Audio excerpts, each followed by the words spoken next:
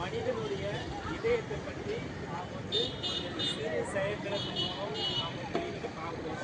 எப்படி வேலை செய்யுது, அதாவது அசுத்தமான ரத்தம் எப்படி இதயத்துக்குள்ள வலதுபுறமாக நுழைஞ்சு எப்படி வெளியே போகுது, சுத்தமான ரத்தம் எப்படி உள்ள நுழைஞ்சு எப்படி வெளியே போகுது என்பதை நாம் ஒரு சிறிய செயல்பாடு மூலம் 6ஆம் வகுப்பு பி பிரிவு மாணவர்கள் மூலம் இன்னைக்கு நம்ம செய்து காட்ட போகிறோம். இப்போ அதை தொடங்க போகுது. இப்போது என்ன நடக்க போகுது அப்படின்னாக்கா, வலதுபுறமாக அசுத்தமான ரத்தமானது உள்ள வரப்போகுது. ஸ்டார்ட்.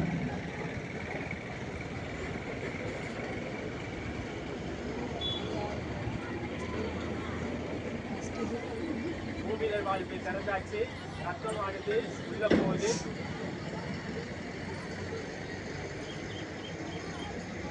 மேற்பெருஞ்சிரை கீழ்பெருஞ்சிரை மூலமாக ரத்தமானது வலதுபுற இதயத்தை நோக்கி போகிறது. பிறகு நுரையீரல் தமனி மூலமாக நுரையீரலுக்கு சுத்திகரிப்பதற்காக செல்கிறது.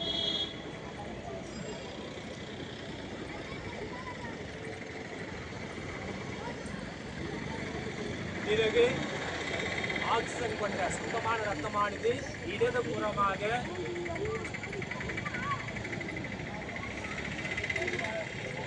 இடதுபுற குழாய்கள் மூலமாக வருகிறது. 4 குழாய்கள் இருக்கு, அதன் மூலமாக வருகிறது. ஈரிதழ் வாழ்வு திறக்கப்படுகிறது.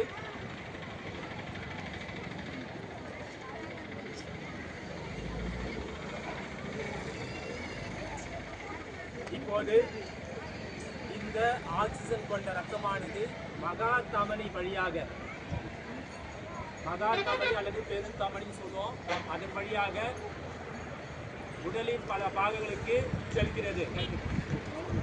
உடலின் பல பாகங்களுக்கு செல்கிறது. இந்த சிறப்பான செயல்பாட்டை செய்த 6ஆம் வகுப்பு பி மாணவருக்கு வாழ்த்துக்கள். பாராட்டு. White blood sign of our body. White blood cell 4500 to 11000. Iron 8 to 50 gram by deciliter. Body temperature 37 degrees Celsius. Normal pulse rate 60 to 100 bpm. Sodium 135 to 145. Blood sugar children 40 to 140 mg. Adult 70 to 180. Human depression 120 per 80 mmHg. Red blood cells 4.7 to 6.1 million. Normal cholesterol level 132 per 200. Blood pH 7.4. Blood platelets 1.5 to 4.5 lakhs. Hemoglobin female 11.5 to 16 gram, male 13 to 18 gram. இப்போ இன்னைக்கு நம்ம 12ஆம் வகுப்புல உயிரி தாவலியல் பாடத்துல 2வது பாடம் பாரம்பரிய மரபியல்ல நம்ம பார்க்க போறோம். பாரம்பரிய மரபியல்ல நம்ம பார்க்க போற தலைப்பு பேரு என்ன அப்படின்னாக்கா, ஒரு பண்பு கலப்பு. என்னது? இந்த ஒரு பண்பு கலப்பு சோதனை யார் விளக்குறது அப்படின்னாக்கா, மெண்டல். நமக்கு தெரியும், மரபியலின் தந்தை என்று அழைக்கப்படுவது யாரு? அவர் நேரடியாக என்ன பண்ணார் அப்படின்னாக்கா, ஓரிடை ஜோடி கொண்ட எதிரிடை பண்புகளை கொண்ட தாவரங்கள் என்ன பண்ணாங்க, கணக்கீடு செஞ்சார். ஒரு ஜோடி எதிரிடை பண்புகளிலேயே என்ன பண்ணாரு, கணக்கீடு செஞ்சார். அவர் என்ன எடுத்துட்டார் அப்படின்னாக்கா, தூய நெட்டை தாவரம், தூய நெட்டை தாவரம். சோ இது பாக்குறீங்க, கேபிட்டல் டி கேபிட்டல் டி. இது எப்படி இருக்கு? நெட்டை தாவரம், தூய நெட்டை தாவரம். அடுத்தது என்ன இருக்குங்க? ஸ்மால் டி ஸ்மால் டி, குட்டை தாவரம்.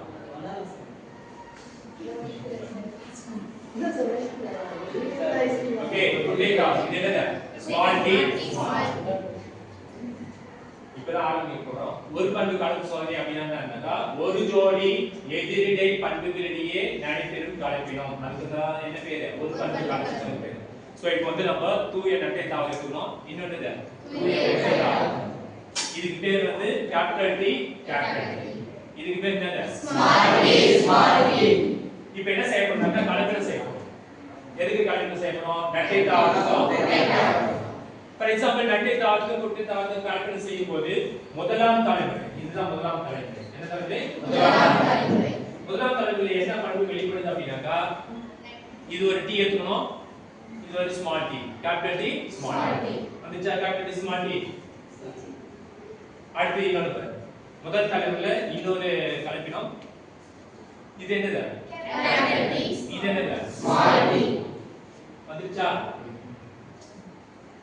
சோ இப்போ வந்து முதல் தலைமுறையில என்ன வந்திருக்கு அப்படினாக்கா என்ன வந்திருக்கு நெட்டை தாவரம் என்னது நெட்டை தாவரம் நீங்க ஒரு கேள்வி கேட்கலாம் சார் இது வந்து குள்ளமா இருக்கு குட்டை தாவரம் தானே அப்படின்னு கேட்கலாம் இருந்தாலும் நெட்டை இருப்பதால ஓங்கு பண்பு வெளிப்பட்டிருக்கு ஒடுங்கு பண்புன்னா மறைக்கப்பட்டிருக்கு இப்போ என்ன பண்ண போறோம் அடுத்ததுனாக்கா முதலாம் தலைமுறையில நம்ம சுய கருவுறுதல் செய்ய போறோம் முதலாம் தலைமுறையில என்ன பண்ண போறோம் சுய கருவுறுதல் இதுக்கு என்ன பேரு capital T இதுக்கு என்ன பேரு small t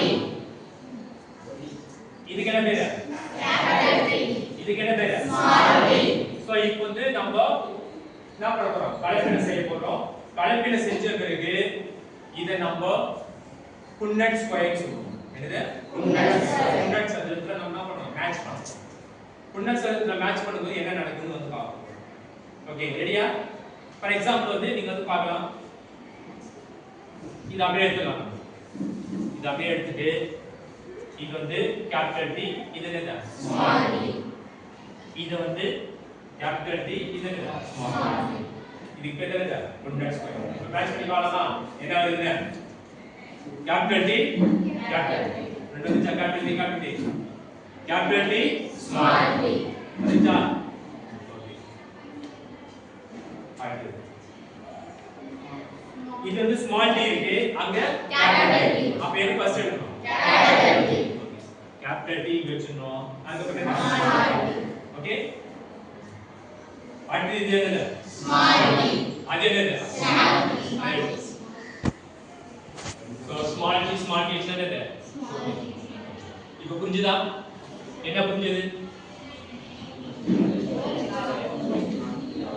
ஓகே இப்போ இரண்டாம் தலைமுறையில நான்கு வகையான பண்பு வெளிப்பட்டிருக்கு ஒன்று வந்து தூய நெட்டை தாவரம் capital T எல்லாம் ஒரே ஐடியா இருக்கா அப்ப இது தூய நெட்டை தாவரம் அடுத்து வந்து பாரு இது என்னது ஏதாவது ஒண்ணுதான் சொன்னோம் இது வந்து கலப்புற்ற நெட்டை தாவரம் ஏன் கலப்புற்ற நெட்டை தாவரம் சொல்றோம் ஏன்னா இது வந்து உயரமா இருக்கு இது என்னது இது வந்து capital T இது வந்து small t அப்ப இந்த பண்பு மறைக்கப்பட்டிருக்கு இப்போ எப்படி தெரியுது நெட்டையா தெரியுது அப்ப என்ன இருக்கு இது மறைக்கப்பட்டிருக்கு அதே போல தான் எது இது என்னது capital T இது என்னது இது என்ன பண்பு ஓகே இப்போ நான் மறைச்சிட்டேன் இப்போ எப்படி தெரியுதா அப்ப இது கலப்புற்ற நெட்டை capital T small t இப்போ வந்து இது பாத்தீங்கன்னாக்கா இது என்னது ரெண்டுமே எப்படி இருக்கு ஒரே ஐடியா அப்போ இது என்னது small t என்னது தூய குட்டை தாவரம் எனக்கு குட்டியா இருக்கு தெரியுதா குட்டியா இருக்கா குட்டை தாவரம் சோ இப்பதான் நம்ம வந்து பாக்குறோம் புறத்தோற்ற விகிதம் எவ்வளவு இருக்கு மரபணு விகிதம் எவ்வளவு இருக்கு என்னது புறத்தோற்ற விகிதம் மரபணு விகிதம் புறத்தோற்ற விகிதம் அப்படினாக்கா நெட்டை தாவரம் எத்தனை இருக்கு குட்டை தாவரம் எத்தனை இருக்கு அதாவது இது புறத்தோற்ற விகிதம் நீங்க எண்ணி பாஸ் சொல்லலாம் எத்தனை நெட்டை இருக்கு ஒண்ணு இருக்கா இங்க ஒரு நெட்டை இருக்கா ரெண்டு இங்க இருக்கா எத்தனை இருக்கா அப்போ எத்தனை குட்டை தாவரம் இருக்கு அப்போ புறத்தோற்ற விகிதம் எவ்வளவு ஒரு பண்பு கலப்பு சோதனையே புறத்தோற்ற விகிதம் எவ்வளவு 3:1 புரியுதா புறத்தோற்ற விகிதம் எவ்வளவு 3:1 அடுத்து இரண்டாவது மரபணு வாக்கு விகிதம் என்னது மரபணு வாக்கு இதுல தூய நெட்டை எது புரியுதா தூய நெட்டை என்னது புரியுதா கலப்புற்ற நெட்டை எது இருக்கு இது ஒன்று இருக்கு தூய குட்டை எது இருக்கு அப்போ மரபணு வாக்கு விகிதம் எவ்வளவு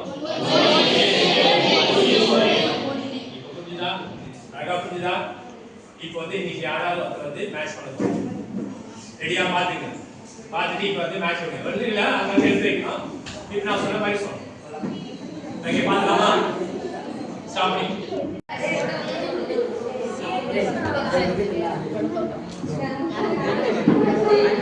இன்னைக்கு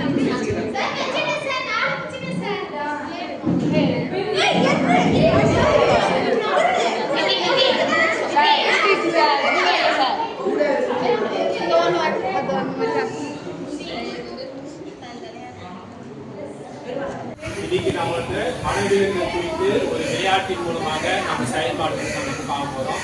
ஃபர்ஸ்ட் நம்ம வந்து முதல் சுற்று வந்து ஆரம்பிக்க போறோம். விளையாட்டுல 5 டீம் இருக்கீங்க.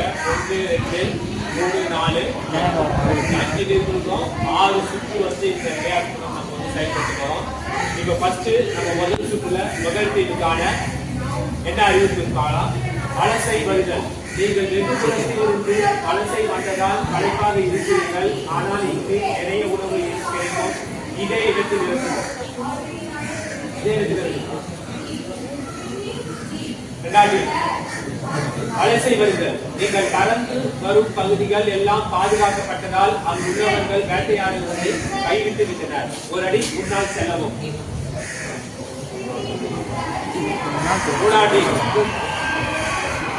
வலசை வருதல். நீங்கள் வழக்கமாக வந்திருக்கும் ஏரி இருந்த இடத்தில் இப்போது முழுவதுமாக கட்டிடங்களாக இருக்கிறது. அடி பின்னால் செல்லவும். பின்னால் செல்லவும். அடுத்து 4 வலசை வருதல். உங்களை சூறாவளி காற்று உங்கள் கூட்டத்தில் இருந்து பிரித்து வேறெங்கும் கொண்டு சென்று விட்டது. ஒரு அடி பின்னால் செல்லவும். ஒரு அடி பின்னால். 5 வலசை வருதல். உங்கள் கூட்டத்தில் உள்ள அனைவரும் ஒரு கிராமத்திற்கு வந்து இறங்கிவிட்டீர்கள். அவ்வூர் மக்கள் உங்களின் ஓய்விடங்களை பத்திரமாக பாதுகாக்கின்றனர். 2 அடி முன்னால் செல்லவும்.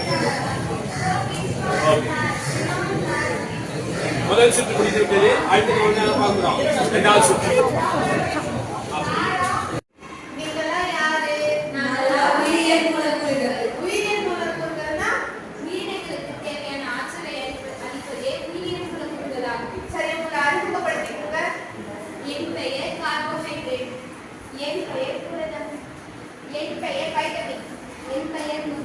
என் பெயர் நியூக்ளிக் அமிலம். சரி, உங்க முக்கியத்துவத்தை சொல்லுங்க. என் பெயர் கார்போஹைட்ரேட். நான் ஆற்றலை அளிப்பவளாகிறேன். நான் ஆற்றல் மூலங்களாகவும் கட்டமைப்பு பலபடிகளாகவும் செயல்படுகிறேன். நான் தாவரங்களின் ஒளிச்சேர்க்கையின் மூலமாக ஸ்டார்ச் போன்ற வழியில் சேமித்து வைக்கப்படுகிறேன். அதே போல விலங்குகளிலும் கிளைகோஜன் மூலமாக சேமித்து வைக்கப்படுகிறேன். என் பெயர் புரிதல். நான் வளர்ச்சியை அளித்தவன். அமினோ அமிலங்களை போடுவது புரதங்கள். இவை உணவை உட்கொள்ளும் போது செரிமானம் நடந்து அமினோ அமிலங்களாக பிரிவி அளிக்கின்றன. புரதங்களை முக்கியத்துவம். பல்வேறு நோய்களுக்கு எதிராக உடலுக்கு தேவையான நோய் எதிர்ப்பு சக்திகளை தந்துள்ளது. ஹீமோகுளோபின் என்பது ரத்தத்தில் உணவுள்ள நுரையீரலின் ஆற்றல் செல்களின் இருந்து கார்பன் டை ஆக்சைடு நுரையீரலும் தட்டுகிறது. என் பெயர் வைட்டமின். நான் ஊட்டச்சத்து அளிப்பவர். வைட்டமின் உடலால் தொகுக்க இயலாது. நான் உணவின் மூலம் மட்டுமே கிடைப்பேன். கொழுப்பில் கரையும் வைட்டமின்கள் A, D, E, K. நீரில் கரையும் வைட்டமின்கள் C, P. நான் வளர்ச்சி தேக்க மாற்றங்களுக்கு காரணமாவேன். நான் உயிர்வேதி வினைகளுக்கு வினையூக்கியாக செயல்படுவேன். நான் பல்வேறு செல் செயல்பாடுகளுக்கு தேவையான மூலக்கூறுகளை கூட்டுச்சாலை மாதிரியான அடிப்படையில் தொகுக்கிறேன். நான் வினையின் இடைநிலையை நிலைப்படுத்துவதன் மூலம் கிளறுகோள் ஆற்றலை குறைத்து வினையூக்கப்படுத்துகிறேன். நான் தான் நியூக்ளிக் அமிலம். ஒரு மரபு பொருட்களை உருவாக்குவதற்கும் கடத்துவதற்கும் நானே காரணமாவேன். ஒரு தலைமுறையில் உள்ள தகவல்களை மற்றொரு தலைமுறைக்கு மாற்றுவதே எனது சிறப்பம்சமாகும். குரோமோசோமில் 2 விதமான நியூக்ளிக் அமிலங்கள் உள்ளன. அவை DNA மற்றும் RNA. DNA ரேகை பதிவு மூலம் தடய அறிவியல் துறையில் குற்றவாளிகளை எளிதில் கண்டறிய பயன்படுத்தப்படுகிறது. DNA டிஆக்சிரிபோ சர்க்கரையை கொண்டுள்ளது. இவை இரட்டை இழை மூலக்கூறுகள் ஆகும். இதன் வாழ்காலம் அதிகம். RNA ரிபோ சர்க்கரையை கொண்டுள்ளது. இவை ஒற்றை இழை மூலக்கூறுகள் ஆகும். இதன் வாழ்காலம் குறைவு. ஓ, அப்ப இவ்வளோ விஷயம் இருக்கா இதுல? நான் தெரிஞ்சுக்கிட்டேன். நீங்களா தெரிஞ்சுக்கிட்டீங்களா? நன்றி.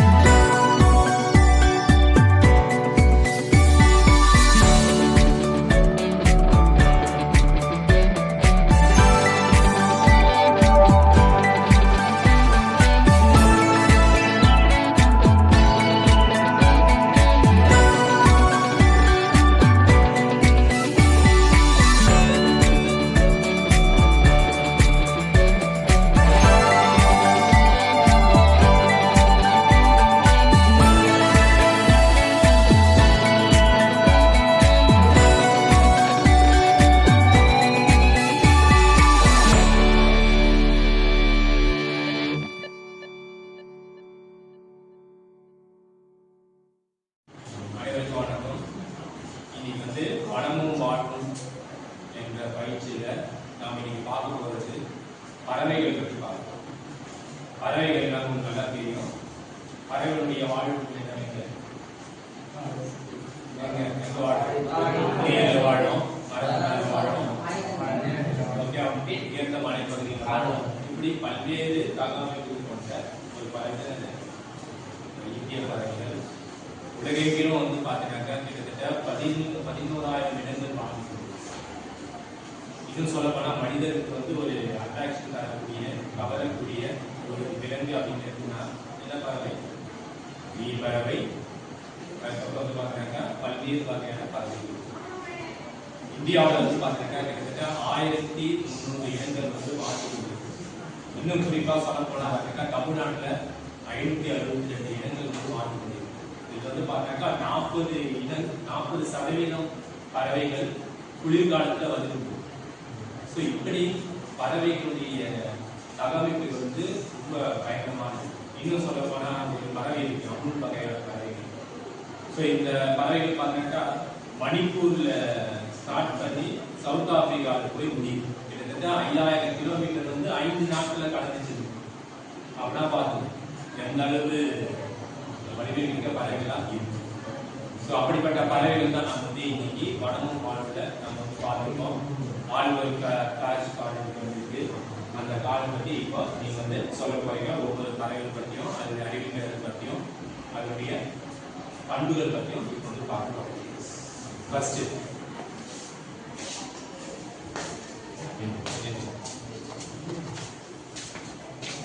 பனங்காடை. The English name is Indian roller.